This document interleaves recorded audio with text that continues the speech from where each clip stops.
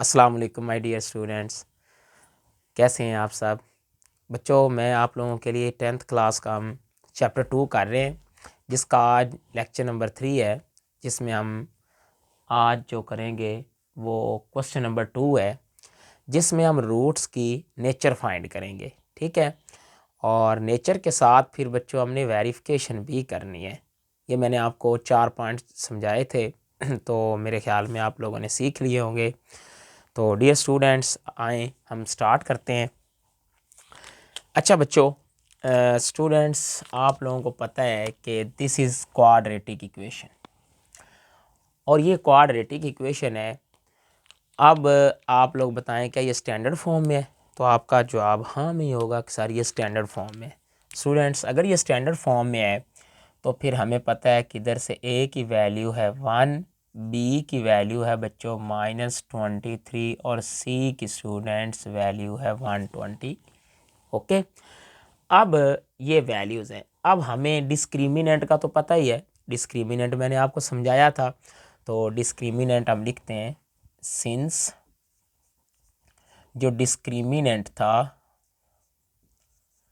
Discriminant dear students वो equal था b² - 4ac। अब जहाँ b आएगा वहाँ b की वैल्यू लगा देंगे, और जहाँ a आएगा वहाँ a की, और जहाँ c आएगा वहाँ c की वैल्यू पुट करो। तो डिस्क्रिमिनेंट इक्वल आ जाएगा, b की जगह माय डियर स्टूडेंट्स आ जाएगा -23 और ऊपर स्क्वायर वैसे का वैसे, -4 a की जगह डियर स्टूडेंट्स 1 लगाएंगे, और c की जगह 120 लगाएंगे। ओके, तो अब ऊपर पावर इवन हो तो आपको पता है माइनस तो ख़त्म हो जाती है, और 23 को 23 से ही क्या करेंगे, मल्टीप्लाई करेंगे। मैं साइड पे कर लेता हूँ, 23 को 23 से करते हैं मल्टीप्लाई। 3 3 ज़ा 9, 3 2 ज़ा 6, क्रॉस करेंगे, 3 2 ज़ा 6। तो बच्चों ये हो जाएगा, इसको ऐड करेंगे तो 12, तो ये आया 529, 529, और इसको इससे मल्टीप्लाई करो तो माय डियर स्टूडेंट्स ये आएगा 48 और 7 0 आ जाएगा। तो डिस्क्रिमिनेंट जब इसमें से इसको माइनस करेंगे तो 49 आया। मतलब डिस्क्रिमिनेंट का आंसर आ चुका है 49, जो कि आप लोगों को मैंने बताया था। 4 पॉइंट्स आपको याद हो तो मैंने बताए कि अगर उसका डिस्क्रिमिनेंट का आंसर 0 से बड़ा हो, ग्रेटर हो, और उसका परफेक्ट स्क्वायर हो। अब 49 का बताएं क्या ये 0 से बड़ा है आंसर? यकीनन आपका जवाब हाँ में होगा कि सर ये तो 0 से बड़ा है। क्या इसका परफेक्ट स्क्वायर है? Yes, it has perfect square. क्यों? क्योंकि मैं इसे 7 का स्क्वायर लिख सकता हूँ और अगर परफेक्ट स्क्वायर हो, आपको याद होगा तो मैंने कहा था रूट्स कैसे होंगे, रैशनल, रियल और अनइक्वल। तो हम लिखेंगे the roots of this equation, the roots of this equation are real. एक तो रियल है बच्चों, इस तरह स्टूडेंट्स इसी के साथ ये जो रूट्स हैं इसके वो रैशनल भी हैं, रैशनल एंड अनइक्वल। अब हम इसके साथ साथ वेरिफिकेशन भी आप लोगों से पूछी गई है कि वेरिफिकेशन भी करनी है, लेकिन एग्ज़ाम में यहाँ से शॉर्ट क्वेश्चन आता है। एग्ज़ाम के पॉइंट ऑफ व्यू से यहाँ तक ही क्वेश्चन पूछा जाता है कि just find the nature of the roots of this quadratic equation.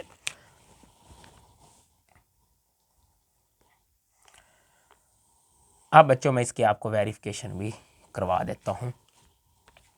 चलिए डियर स्टूडेंट्स, इसकी हम वेरिफिकेशन करते हैं।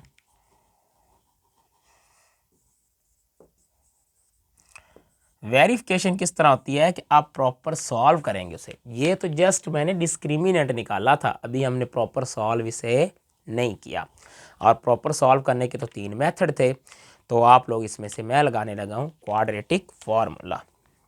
तो वो होता है x is equal to -b plus -b² -4ac का under root divided by 2a। बच्चों वैल्यू पुट कर दें। b की जगह वैल्यू 1 माइनस इसके साथ है 1 माइनस ये माइनस वैसे कि वैसे, इसकी जगह माइनस का 23 आएगा, प्लस माइनस माइनस का 23 का माय डियर स्टूडेंट स्केयर आएगा। 4 लगा के a की जगह लगा देंगे 1 और c की जगह आएगा 120, यानी जो जहां आया वहां से उसे भगा दिया और उसकी जगह उसकी वैल्यू लगा दी। तो स्टूडेंट्स इसी तरह ये माइनस माइनस प्लस हो जाएगा 23 प्लस माइनस, और इसको तो हम सारे को सॉल्व कर चुके हैं, याद हो तो 49 इसका आंसर आया था, नीचे 2 आ जाएगा। फाइनली जो मुझे इसका आंसर मिलने लगा है x is equal to 23 plus minus 7/2। अब प्लस माइनस 7 है तो इसे एक बार प्लस में लिख लेते हैं और एक बार माइनस में लिख लेते हैं। ओके, तो ये आ जाएगा 30/2, ये 15 आ गया, तो यहाँ से x की वैल्यू 15 आई। इसमें से इसको माइनस करेंगे तो 23 में से बच्चों 7 को निकाल लो, 23 में से 7 को निकाल देंगे तो आएगा 16/2। 23 में से 7 निकालेंगे तो यही बचेगा, ये आएगा, और इसी तरह ये 8। अब चेक करो रूट्स आ गए। अगर आपको याद हो तो हमने इधर बात लिखी थी कि रूट्स एक तो रियल होंगे, क्या ये रियल है? ऑफ कोर्स आपका जवाब हाँ में होगा। क्या ये रैशनल है? Yes, they are rational. और अनइक्वल भी देखिए, ये 15 है और 8 है, तो आप लिख देंगे हेंस रूट्स आर रियल है बच्चों, रैशनल है एंड अनइक्वल। बात क्लियर हुई कि नहीं हुई? ऑफ कोर्स बात क्लियर होगी क्योंकि मैंने ये बातें डिटेल से समझाई थी। ओके, अब हम इसका सेकंड पार्ट करते हैं। सेकंड पार्ट है बच्चों, ध्यान दीजिएगा, सेकंड पार्ट हम प्रूव करते हैं। सेकंड पार्ट में मेरे पास जो इसकी इक्वेशन दी गई है 2x² प्लस का 3x प्लस का 7 इज इक्वल टू 0। जी बच्चों बताएं मुझे आप लोग, क्या ये स्टैंडर्ड फॉर्म है? स्टैंडर्ड फॉर्म याद होगी, पहले x² होना चाहिए, फिर x होना चाहिए, फिर कांस्टेंट इक्वल टू 0 होना चाहिए। तो यकीनन आप लोग मुझे यही कहेंगे कि सर ये स्टैंडर्ड फॉर्म में। अगर स्टैंडर्ड फॉर्म में है तो फिर जल्दी से मुझे a और b की वैल्यू भी स्टूडेंट्स बता दें। a की वैल्यू है इधर 2, b की वैल्यू है इधर 3 और c की वैल्यू है 7। ओके, तो अब हम लगाते हैं डिस्क्रिमिनेंट। हमें पता है, मैंने आपको याद करवाया था डिस्क्रिमिनेंट का फॉर्मूला b² - 4ac। ये तो हमें जस्ट बताएगा। कुछ स्टूडेंट ये समझ लेते हैं कि बस हमने तो पूरी इक्वेशन सॉल्व कर ली है। नहीं, सॉल्व करना और है, डिस्क्रिमिनेंट फाइंड करना और बात है। ठीक है, तो डिस्क्रिमिनेंट जहाँ जो आएगा वहाँ उसकी वैल्यू उठाओ और उधर लगाते जाओ। b की वैल्यू ऊपर मेरे पास 3 है और ऊपर वाला स्केयर नहीं भूलना, वो वैसे का वैसे। a की जगह बच्चों 2, c की जगह 7, ये 3 3 9 हो जाएगा बच्चों। ये हो जाएगा, अगर आप इसको मल्टीप्लाई करें तो ये बनेगा 4 2 8 और 8 को 7 से करेंगे तो ये बनेगा 56। फाइनली जब इसे आप सॉल्व करेंगे तो ये बचेगा माइनस का 47। ठीक, ये बचेगा माइनस का 47। बताएं क्या डिस्क्रिमिनेंट का आंसर ग्रेटर देन 0 आया? यकीनन आप कहेंगे नो सर ये तो माइनस में है, तो फिर तो लेस देन 0 है। अगर लेस देन 0 डिस्क्रिमिनेंट का आंसर, तो याद करो वो 4 पॉइंट्स जो मैंने अपनी पिछली वीडियो में आपको बताए थे। जिन बच्चों को नहीं पता वो पहले मेरी से लेक्चर नंबर 2 सुने उसमें मैंने 4 पॉइंट्स वो डिटेल से डिस्क्रिमिनेंट के सिखाए हैं, फिर वो आसानी के साथ ये क्वेश्चन सीख जाएंगे। अच्छा, तो फिर मैंने कहा था कि रूट्स कॉम्प्लेक्स होंगे, तो हम लिखेंगे हैं the roots of this equation will be complex. The roots of this equation will be complex. क्या होंगे? वो कॉम्प्लेक्स रूट्स होंगे। तो अब हम इसकी क्या कर लें, वेरिफिकेशन करके देखते हैं कि क्या जो हमने बात लिखी है ऐसा होता भी है या नहीं होता। चलें इसकी करते हैं वेरिफिकेशन। अच्छा बच्चों, वेरिफिकेशन में हमने क्या करना है, इसे अब प्रॉपर सॉल्व करना है। ठीक है, इसे कंप्लीट सॉल्व करेंगे। सॉल्व करते हैं, उसके लिए हम क्वाड्रेटिक फार्मूला ही लगाते हैं। x is equal to minus B plus minus B square minus 4ac का, और आप बात इधर ये लिख भी सकते हैं, solving the quadratic equation by using completing the square. Okay, याद रहेगा। अच्छा, अब ये देखो बच्चों, माय डियर स्टूडेंट्स, b की वैल्यू 3 है तो ये आ जाएगा -3। वो माइनस वैसे की वैसे आएगी, और इसका तो आप पूरे को दोबारा करने की ज़रूरत ही नहीं, इसे तो हम सॉल्व कर चुके हैं। कितना आंसर है? -47। नीचे 2 और a की जगह आ जाएगा 2, a की जगह क्या आएगा? 2 आएगा। ठीक है। अच्छा बच्चों, इसी तरह ये हो जाएगा -3 प्लस माइनस, इधर लिख देंगे आयोटा, और दरमियान में रह जाएगा 47, और नीचे क्या आ जाएगा? 4। मतलब ये रूट्स आए हैं -3 plus minus iota √47 divided by 4। तो ये तो रूट्स कॉम्प्लेक्स आ गए, जिसमें आयोटा खतरे की घड़ी आ जाए तो वो तो क्या बन जाते हैं? कॉम्प्लेक्स रूट्स हो जाते हैं। तो आयोटा शामिल हो गया, तो hence roots are complex. Hence roots are complex. अब कुछ जो स्टूडेंट्स होंगे वो सोच रहे होंगे कि सर ने तो कहानी करा दी इधर। क्या कहानी कराई कि पता नहीं ये योटा कहाँ से ले आए हैं। तो आओ पहले मैं आपको वो बता दूं कैसे मैं लाया था। अंडर रूट के नीचे आया था -47, ये आया था। क्या मैं इसको यूं लिख सकता हूँ -1 मल्टीप्लाई 47? क्यों?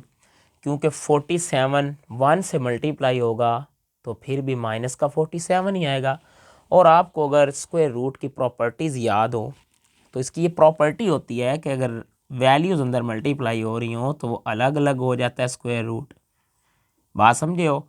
और अगर आपको पता हो तो केला आयोटा जो होता है वो -1 का स्क्वायर रूट होता है। तो इसकी जगह फिर क्या आ गया? आयोटा, और अंदर क्या रह गया? 47। तो यहाँ से मैंने आपको क्या सिखाया कि जब भी स्क्वायर रूट के अंदर माइनस आ जाए माय डियर स्टूडेंट्स, तो आप माइनस से घबराना नहीं। अगर माइनस आपको बुरी लग रही है तो बाहर क्या लगा दें? यस, आयोटा लगाएंगे। क्या लगाएंगे?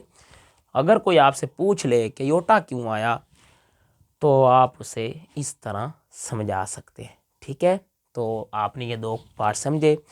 अब हम इसके थर्ड पार्ट की जानिब बढ़ते हैं। आप लोग इन्हें नोट कर।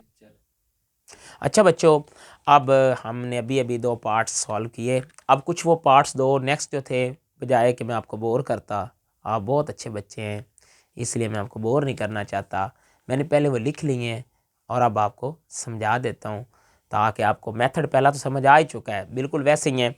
इधर देखिए बच्चों, ये थर्ड पार्ट था, ये क्वाड्रेटिक इक्वेशन थी।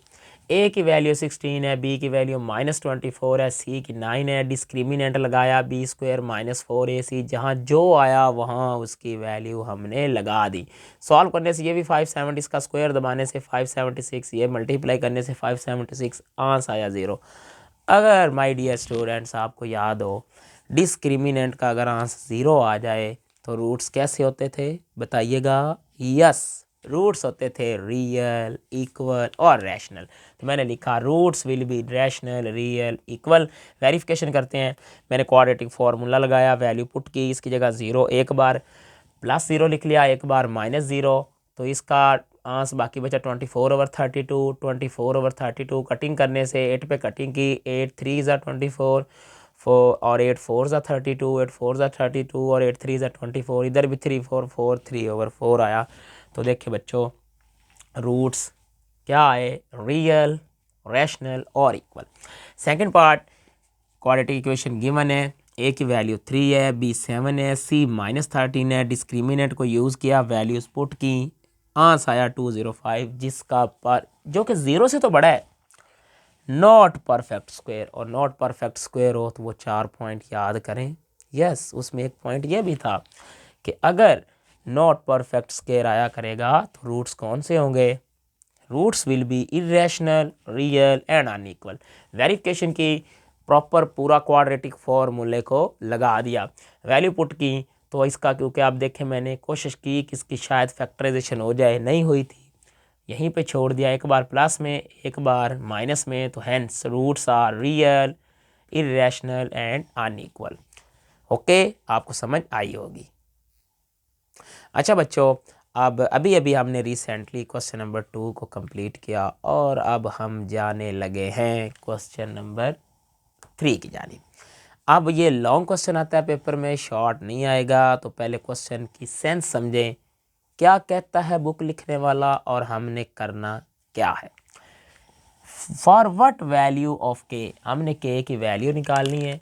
द एक्सप्रेशन, ये हमें एक एक्सप्रेशन, अलजब्रिक एक्सप्रेशन दिया गया, ये इक्वेशन नहीं है, ठीक है, ये एक पॉलिनोमियल एक्सप्रेशन है, इज परफेक्ट स्क्वायर। उसने एक हिंट दे दिया है कि ये परफेक्ट स्क्वायर है। क्या है, परफेक्ट स्क्वायर। आपकी आसानी के लिए मैंने भी ऐसे ही लिखा, एक परफेक्ट स्क्वायर एक्सप्रेशन लिखा है, x² + 4x + 4। इसको मैं यूं रेंज कर सकता हूँ, x का स्क्वायर 4, इसको लिख सकते हैं 2 का स्क्वायर 2ab। फॉर्मूला एक याद हो प्यारे बच्चों, a² + b² + 2ab, तो उसे क्लोज करते थे a + b का होल स्क्वायर। मीन ये जो एक्सप्रेशन था ये परफेक्ट स्क्वायर है। आप इस बात से मुत्फिक हैं कि जो मैंने एक्सप्रेशन लिखा है क्या ये परफेक्ट स्क्वायर है, तो आपका जवाब यस होगा, ये परफेक्ट स्क्वायर है। ए की वैल्यू इधर से 1 है, बी की 4 है, सी की भी 4 है। मैंने इसका डिस्क्रिमिनेंट लिया, डिस्क्रिमिनेंट में वैल्यूज पुट की, ओ ये क्या हुआ, जिसका परफेक्ट स्क्वायर हो उसका तो डिस्क्रिमिनेंट क्या आता है, 0 आता है।